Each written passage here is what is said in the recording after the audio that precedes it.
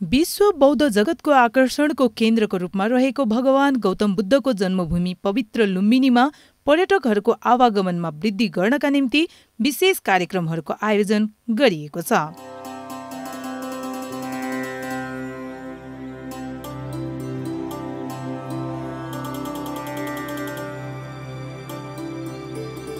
भगवान गौतम बुद्धका जीवनीका 4 संवेदनीय स्थलहरूमध्ये पहिलो लुम्बिनी भगवान गौतम बुद्धको जन्मस्थल विश्वव्यापी रूपमा अति महत्त्वपूर्ण र एक पवित्र धार्मिक तीर्थस्थलको रूपमा लिइन्छ।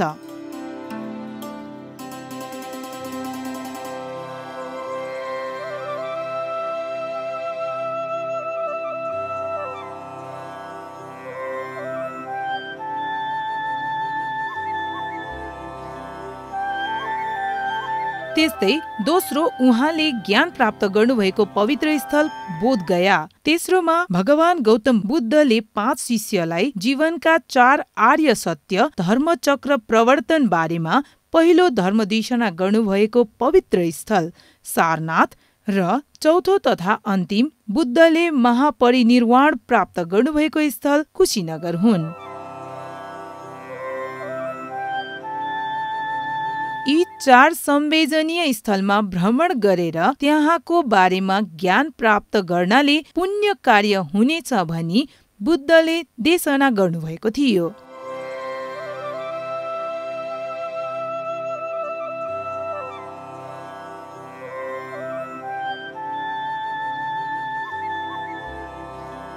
बुद्ध जीवनका 4 धार्मिक संवेदनीय स्थलमध्ये लुम्बिनी एक भएकोले बुद्ध धर्मप्रति श्रद्धावान धार्मिक पर्यटकहरूका निम्ति यो एक महत्त्वपूर्ण तीर्थस्थल पनि हो।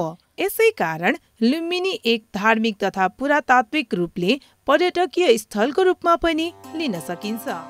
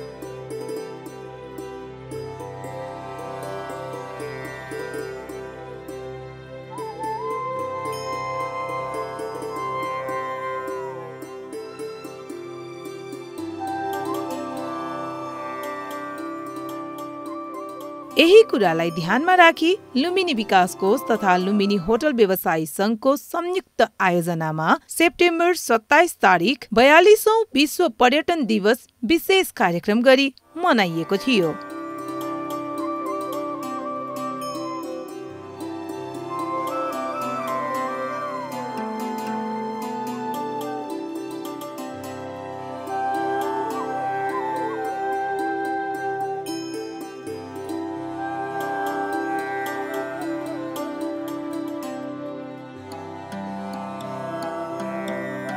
समावेशी विकासका लागि पर्यटनको मूल नारासँगै उक्त कार्यक्रम लुम्बिनी विकास कोषका उपाध्यक्ष मेत्तेय भन्तेको अध्यक्षतामा गरिएको हो।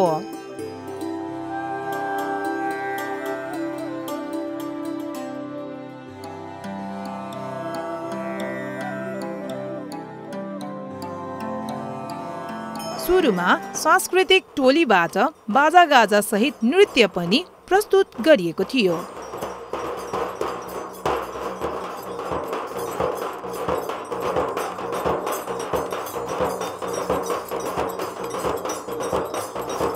कार्यक्रममा लुम्बिनी विकास कोषका सूचना तथा जनसम्पर्क प्रमुख डाक्टर हरि राईले स्वागत मन्तव्य राख्नुहुँदै कार्यक्रमको सुरुवात गर्नुभएको थियो। विश्व पर्यटन दिवस सन् 1980 देखि सुरु गरिएको पहिलो, त्यसो भएको हुनाले आज 2021मा आउँदा यो 42औं भयो।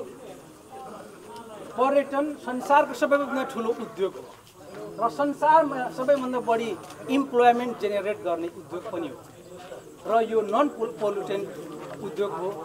यसले संसारभरिका मानिसहरूको मन मस्तिष्क भावनाहरू साटासाट गर्ने र ज्ञानको क्षितिजलाई विस्तार गर्ने कार्य पनि गर्दछ। त्यसो भएको हुनाले यो पर्यटन दिवस हामी पर्यटन व्यवसायको लागि सबैभन्दा महत्त्वपूर्ण चाड तिहार हो। र अब यहाँनिर के गर्छौँ भन्दाखेरि हामीले पर्यटकहरूलाई चाहिँ देउताको रूपमा हामीले चाहिँ पर्यटन व्यवसायमा लिने गरेका छौँ र पर्यटनको एउटा शास्त्रले पनि त्यही भन्छ, सबैभन्दा हामीले चाहिँ मान्नुपर्ने व्यक्ति भनेको पर्यटक नै हो। यसो भन्दै गर्दा को हो त पर्यटक, को त होइन भन्दाखेरिलाई विश्व पर्यटन सङ्घ छ, वर्ल्ड टुरिज्म अर्गनाइजेसन, त्यसको स्ट्यान्डर्ड डेफिनेसन छ। त्यसले के भन्छ भने कुनै पनि व्यक्ति जो आफ्नो वासस्थानभन्दा टाढा 24 घण्टा गएर एक रात बिताउँछ भने ऊ पर्यटक हो। लुम्बिनीलाई चाहिँ मान्छेहरूले चाहिँ के भन्छ, विश्व शान्तिको माहौलमा लिने लुम्बिनी आउँदा चाहिँ आकर्षणहरू छन्। त्यो भनेको तपाईँको मिडियाबाट आज सजिलो छ, डिजिटाइज गर्नुहुन्छ, तपाईँहरूले युट्युबमा राख्नुहुन्छ, सोसियल मिडियामा राख्नुहुन्छ, तपाईँको वेबसाइटबाट पनि विश्वमाझमा चाहिँ यो फैलिराखेको छ। प्रचार प्रसार भनिसकेपछि तपाईँहरूले जापानमा पुगोस् हाम्रा कुराहरू, हाम्रो प्रोडक्टहरू, अनि त्यसपछि तपाईँको जर्मनीमा पुगोस्, अमेरिका पुगोस्, युरोप, सबै अफ्रिका सबैतिर पुगोस्, हो त्यो चाहिँ हाम्रो टार्गेट मार्केट हो। उहाँले 42औं पर्यटन दिवसको अवसरमा गरिने कार्यक्रमका बारेमा विस्तृत जानकारी समेत दिनुभयो। विश्व पर्यटन दिवस 42औं विश्व पर्यटन दिवस मनाउनको लागि जम्मा भएका छौँ र हाम्रो उपाध्यक्षज्यूको आज्ञा बमोजिम एकदम सिम्पल, अनि त्यसपछि अनौपचारिक ढङ्गले गर्ने र छोटो गर्ने, बढी मन्दिरतिर हाम्रो गेस्टहरूलाई डुलाउने भन्ने निर्देशन भएको हुनाले हामीले छोटो कार्यक्रम राखेका छौँ। अब यसपछि हामीहरू मायादेवी मन्दिरमा जान्छौँ, त्यहाँ हामीले तपाईँहरूको लागि पूजा, विश्व शान्तिको लागि पूजा गुरु आमाहरूले गरिदिनुहुन्छ। त्यसपछि हाम्रो गुरुबाट तपाईँहरूलाई आधी घन्टा जतिको ध्यान हुन्छ, ब्रिफिङ पनि चल्दै रहन्छ। त्यसपछि हामीहरू चाहिँ मोनास्ट्रीको यो डुङ्गा सयर गराउँछौँ। स्वागत मन्तव्य पश्चात लुम्बिनी पर्यटनलाई थप टेवा पुर्याउनका लागि यस पर्यटन दिवसको अवसरमा लुम्बिनी होटल व्यवसायी सङ्घ नेपाल, लुम्बिनीका विभिन्न सङ्घ संस्था सङ्घको सहकार्यमा गत असोज 15 गते अक्टोबर 1 तारिखदेखि लागू हुने गरी सहुलियत मूल्यमा लुम्बिनीको गाइडेड प्याकेज टुरबारे जानकारी दिँदै लुम्बिनी होटल व्यवसायी सङ्घका महासचिव लीलामणि शर्मा पौडेलले आफ्नो मन्तव्य राख्नुभयो। यस्तो सुन्दर, यति रमणीय, यस्तो के भन्छ आबादीमा अब हामीसँग केही अब हामीले बाँकी राखेकै छैनौँ जस्तो लागिरहेछ। लुम्बिनीले पनि अहिले भर्खर विकास कोषले भनेअनुसार अब 20% मात्रै बाँकी छ भनेपछि अब त हामी हौसिएको छौँ कि। र त्यस्तै हाम्रो अब छिमेकमै हाम्रो लुम्बिनी अन्तर्राष्ट्रिय एयरपोर्ट पनि अब चालु हालतमा गर्ने अवस्था आइसकेको छ। कहाँ रोकिएको छ, हामी सबै मिलेर त्यो चालुलाई अब होइन उडाउनै पर्ने अवस्था। अब आउने 43औं पर्यटन दिवस चाहिँ त्यहाँबाट हामीले के भन्छ अन्तर्राष्ट्रिय एयरपोर्टबाट वेलकम गरेर ल्याउँ भन्ने हामी जमर्को लिनुपर्छ भन्दै भर्खर हाम्रो साथीहरू पनि त्यही कुरा गर्दै हुन्थ्यो। भनेपछि अब हामी हौसिनलाई समय खेर फाल्नु हुँदैन होला। नोमिनल प्राइसमा उहाँहरूलाई पिकअप ड्रप र एक रातको रुम अनि गाइडेड मायादेवी टुर र हाम्रो लुम्बिनी सराउन्डिङ टुर र साँझको खाना अनि हाम्रो यो बुद्धग्राम रोबोटिक भगवान बुद्धको रोबोटिक ठाउँमा घुमाउने सहितको हाम्रो एउटा प्याकेज यो 2179 को पनि आज यसैको दिनदेखि हामी यहाँ उद्घोष गर्दै यहाँ हजुरहरूको समक्ष यो हामी बाट्नेछौँ। यसै क्रममा लुम्बिनी विकास कोषका प्रेस सल्लाहकार तथा लुम्बिनी प्रेस क्लब रूपन्देहीका अध्यक्ष नरेश केसीले देशकै सरकारवालाहरूबाट समन्वय गरेर लुम्बिनीको विकासतर्फ लाग्नुपर्ने भन्दै आफ्नो मन्तव्य राख्नुभएको थियो। लुम्बिनीलाई अझै हामीले राम्रो र लुम्बिनीलाई राम्रो विकास गर्नका लागि हामीले लोकल्ली खास गरी स्थानीय मानिसहरूलाई कसरी प्रयोग गर्न सक्यौँ, हामीले कसरी स्थानीयलाई अपनत्व फिल गर्न सक्यौँ भन्ने कुरा पनि यहाँनिर जोडिन्छ। त्यसलाई मलाई लाग्छ राज्य, समग्र सङ्घीय राज्य, प्रदेश र स्थानीय तह र लुम्बिनी विकास कोष यी सबै एउटा स्थानीयलाई कसरी प्रयोग गर्ने भन्ने कुरा चाहिँ मलाई लाग्छ अलिकति समन्वय गर्नुपर्छ कि भन्ने तर्फ पनि यहाँहरूले ध्यान दिनु होला। र हामी मिडियाकर्मीहरू, पत्रकारहरू त हामी सधैँ लुम्बिनीको विकास, उन्नति, प्रगतिमै हामी छौँ, यसमा कुनै दुविधा छैन। किनभने हामी लुम्बिनी भित्र बित्तिकै हामीले काम गर्ने चाहे जुनसुकै मिडिया होस्, यो लुम्बिनी बिक्छ, हाम्रो लागि पनि एउटा बिकाउ ठाउँ हो। हाम्रा समाचार लुम्बिनी भन्दा बित्तिकै बिक्छन्। त्यस कारणले यो लुम्बिनी अझै राम्रो होस्, यहाँको पर्यटन व्यवसायहरू राम्रा हुनुहोस् र लुम्बिनी विकास कोषले राम्रो काम गरोस्। यो विश्व आज हामीले संसारका सबैभन्दा धेरै सङ्ख्यामा धर्म मान्नेहरू बौद्धिस्टहरू नै छन्। ती बौद्धिस्टहरूलाई हामीले लुम्बिनी कसरी ल्याउने भन्ने कुरा यहाँका पर्यटन व्यवसायीहरूको, यहाँ लुम्बिनी विकास कोष, राज्य सबै यसमा इन्भल्भ भयो र हामी सबैले समन्वय गरेर अगाडि बढ्यौँ भने मलाई लाग्छ यो पर्यटन विकासको मात्र होइन, हामी लुम्बिनीको विकास र हामी नेपालकै समग्र नेपालकै विकास गर्न सक्छौँ भन्ने मलाई लाग्छ। लुम्बिनी एक पवित्र स्थल भएको तथा यस स्थानमा जन्मनेहरू समेत निकै भाग्यमानी रहेको भन्दै लुम्बिनी स्थित भियतनाम बिहारका बिहार प्रमुख श्रद्धेय भिक्षु डाक्टर ल्यामले आफ्नो मन्तव्य राख्नुभयो। And I'm here many years, first foreigner I witness here. Whenever anybody come to Lumbini with the respect, they get so many merit. Some people do the thing wrong, they pay the bad karma. I can telling you. So if you are some good media, you should make very good documentary about the karma and wonderful happen in Lumbini. So I wish this time I talk many times to the different government. You should come here to have the meeting and to pray on Full Moon Day. And Nepal, I can tell you, this is a unique country that can finish the war conflict in peaceful way. So my idea, I wish very soon now the big conflict between America and North Korea. मन्तव्यकै क्रममा लुम्बिनी बौद्ध विश्वविद्यालयका उपकुलपति प्राध्यापक doctor हृदयरत्न वज्राचार्यले Buddha शिक्षाको महत्त्वबारे उल्लेख गर्दै आफ्नो मन्तव्य राख्नुभयो। हामीले tourism and travel and tourism सम्बन्धी ब्याचलर्स लेभलको कोर्स हामीले चलाइरहेका छौँ।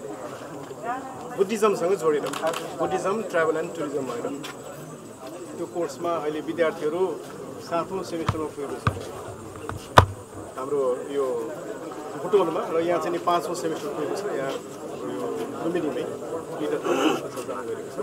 यहाँहरू सबैलाई लुम्बिनी बौद्ध विश्वविद्यालयमा आएर लुम्बिनी बौद्ध विश्वविद्यालयको परिसर हेर्नलाई र हाम्रो यहाँको के छ भन्ने कुरा हेर्नलाई स्वागत छ। आजको सन्दर्भ पर्यटन दिवसको सन्दर्भ हो। पर्यटन भनेको पर्यायसँग जोडिएको कुरा हो। पर्याय भनेको वातावरण हो, यहाँहरू सबैलाई थाहा छ। वातावरण राम्रो भएपछि पर्यटन त्यसमा आकृष्ट हुन्छ अनि सबै मान्छेहरू जानलाई रुचाउँछन्। र वातावरण यो ठाउँमा लुम्बिनी यो विश्वको पर्यटनको केन्द्र किन बन्दैछ त भन्दाखेरि यहाँ त्यस्तो शान्तिको वातावरण सिर्जना भएको थियो। यहाँ त्यस्तो शान्तिको वातावरणको बिजाङ्कुरण भएर पुरा त्यसको प्रस्फुटन भएर विश्वलाई शान्ति फैलाउने भगवान् तथागत शाक्यमुनि बुद्धको जन्म भएको कारण जन्म मात्रै भएन, जन्म हुनुभयो, हुर्कनु भयो, फेरि आउनुभयो र विश्वलाई शान्तिमय बनाउनुको लागि धेरै योगदान दिनुभयो। त्यसकारण यो धेरै महत्त्वपूर्ण छ। यो लुम्बिनी पर्यटन किन भयो त भन्दाखेरि बुद्धको कारणले भयो। नेपाल संसारमा किन चिन्यो भन्दाखेरि बुद्धको कारणले चिन्यो। त्यसैले हामीले पर्यटनलाई हामीले राम्रो बनाइराख्नु हो भनेदेखि हामीले बुद्धमय बनाउनु पर्छ। अब बुद्धमय भने के हो त भनेको बुद्धमय भनेको त्यो आफ्नै भित्रको शान्ति हो, आफूभित्रको शान्ति हो। अनि आफूभित्रको शान्ति भने के हो त भन्दाखेरि सारा संसार जगत भगवान् बुद्धको उहाँको शिक्षामा उपदेशमा भनेको छ कि सारा संसार जगतमा जति पनि प्राणीहरू छन् ती सबै शान्ति चाहन्छन्, सबै सुख चाहन्छन्, सबै आफूलाई प्रिय लागेको जो व्यक्तिहरू छन् तिनीहरूसँग बस्न चाहन्छन्। तसर्थ हरेक अर्को व्यक्तिलाई, हरेक अर्को जीवलाई पनि त्यस्तै किसिमले आफूले आफै जस्तो ठानेर व्यवहार गर्नु, जस्तो व्यवहार आफूले खोज्छौ त्यस्तै व्यवहार अरूलाई दिनु भनेर उपदेश दिनुभएको छ। This is a very very important message of lord Buddha. कार्यक्रमको अन्त्यमा लुम्बिनी विकास कोषका उपाध्यक्ष रहनुभएका श्रद्धेय मेत्तेय भन्तेद्वारा पर्यटकको संख्यामा वृद्धि गर्ने बारे गम्भीरतापूर्वक लाग्नुपर्नेमा जोड दिँदै आफ्नो भनाइ राख्नु भएको थियो। यसपालिको पर्यटन दिवस फरक तरिकाको छ। यसलाई गम्भीरतासँग लिनुपर्ने अवस्था छ। पर्यटन क्षेत्रमा कलम चलाउने हुन् कि आफ्ना होटल व्यवसाय र टुरिज्ममा लगानी गर्ने हुन् कि उहाँहरू सबैलाई संसारभरि एउटा विकराल अवस्था आएको कोभिडको महामारी छ। अझै पनि बाहिरको सम्भावना हेर्दा 1 वर्षसम्म अन्तर्राष्ट्रिय पर्यटन चाहिँ गतिलोसँग सुचारू हुन सक्ने छैन। यस अर्थमा भविष्यको सम्भावना भनेको हाम्रो आन्तरिक पर्यटन पहिलो प्राथमिकता, दोस्रो हामी छिमेकी राष्ट्रहरूबाट चाहिँ पर्यटन ल्याउन सक्छौँ। यस अर्थमा हामी 3 करोड नेपाली छौँ। 1 करोड नेपाली मात्र पनि यो वर्ष लुम्बिनी भ्रमणमा आइदियौँ, कपिलवस्तु भ्रमणमा गयौँ, रामग्राम गयौँ भने त्यसले ठुलो टेवा दिनेछ। विश्वकै बौद्ध धर्मावलम्बीको सधैँ भिड भइरहने लुम्बिनी 1.5 वर्ष यता सुनसान रहेको थियो। 2076 साल चैत्रबाट बन्द रहेको भारतसँगको सीमा नाका अहिले खुला गरिएको छ।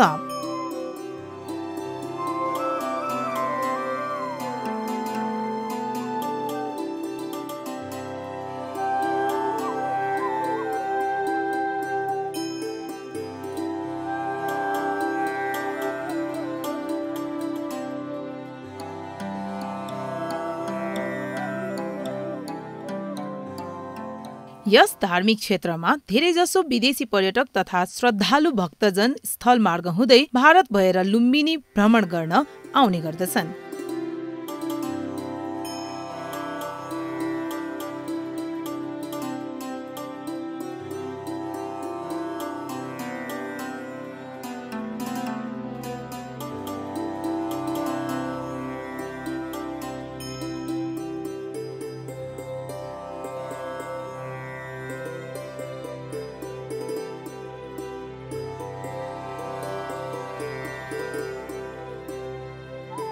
नाका खुलेसँगै लुम्बिनी क्षेत्रमा पर्यटकीय गतिविधिहरू बढ्न थालेका छन्। सुनसान रहने उक्त क्षेत्र गत सोमबार सेप्टेम्बर 27 तारिखबाट उत्साहजनक देखिएको छ।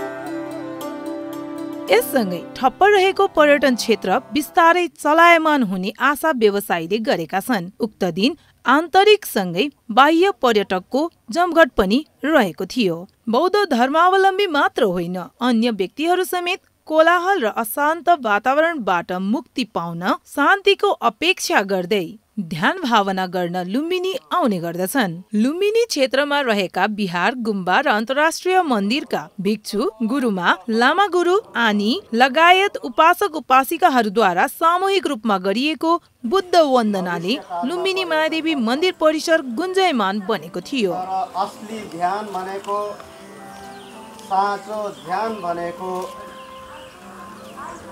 वर्तमान समयमा वर्तमान क्षणमा मन कहाँ पर्यटन गर्छ त?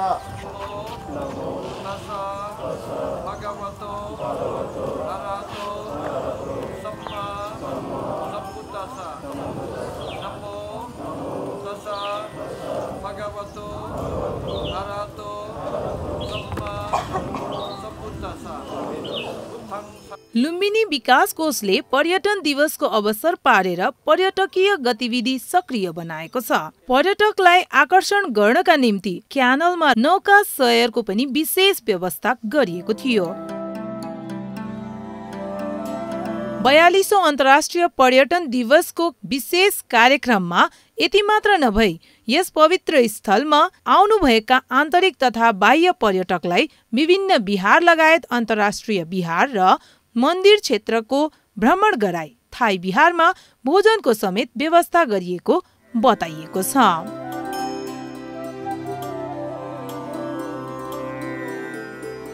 विश्वमा बुद्ध धर्मावलम्बीको संख्या धेरै नै छ। बौद्ध ग्रन्थमा उल्लेख गरिए अनुसार मानव जीवनमा एक पटक भए पनि बुद्ध धर्म स्थल पुग्न सकेमा पुण्य लाभ हुने उल्लेख गरिएको छ। त्यसैले पर्यटकहरू पुण्य लाभ गर्न भए पनि लुम्बिनी आउने गर्दछन्।